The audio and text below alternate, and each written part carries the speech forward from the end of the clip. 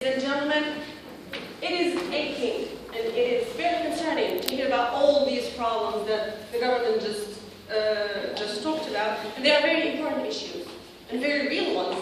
The thing that I don't understand is why are they pinning this on ecotourism?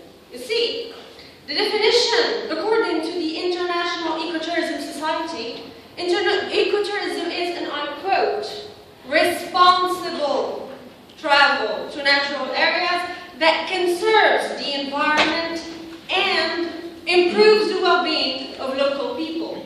End of quote.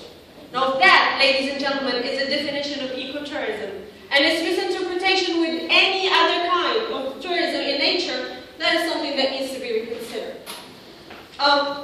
Responsible, ladies and gentlemen.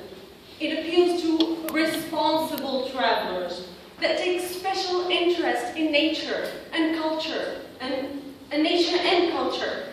You know, when we go to these places, to these natural places that are very raw, and that we witness the beauty and diversity. Yes. Like you're implying that only responsible people were allowed to go on these trips and these touring. Is that right? Yes, it is. Do you think this responsibility is something that can be kept? S'il vous plaît, un micro. Vous n'avez pas le droit d'intervenir lors de l'argumentation. Vous devez attendre votre tour pour répondre à leurs arguments. Vous n'intervenez que si la personne il cite une phrase de votre part que vous n'avez pas dite, ou si elle ne vous respecte pas. D'accord? Vous devez attendre votre intervention pour interagir.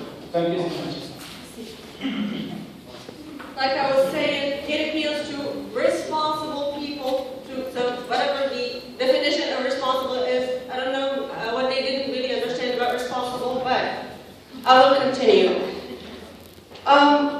You know, when we go to these beautiful areas and to these very natural places, and you witness the beauty and diversity of these places, you grow more aware of the issue and of the importance of protecting them and of preserving them. And this awareness is not only felt by the visitors or the tourists, but also by the local people. What do I mean by that? When you notice, when people notice that the diversity of their environment actually attracts people and attracts tourists who respect it as well. I mean, these tourists, they respect this place and they cherish it and they don't try to influence it or modernize it in any kind of way.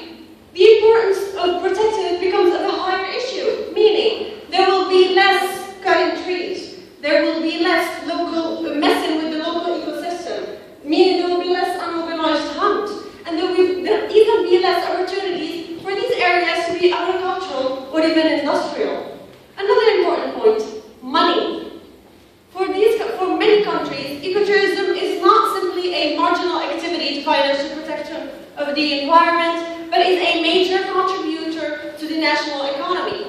In countries like Costa Rica, Ecuador, Nepal, Kenya, Madagascar, Estonia, Australia, even Sweden, ecotourism represents a significant portion of the gross domestic product and economical activity. I mean, in Costa Rica alone, the revenues of ecotourism are $1 billion per year. That is with a standard of $1,000 per visitor. In the Dominica Island, in the Caribbean, the ecotourists, the responsible ecotourists who live in some small nature-based lodges actually spend 18 times more than cruise passengers spend while visiting the island.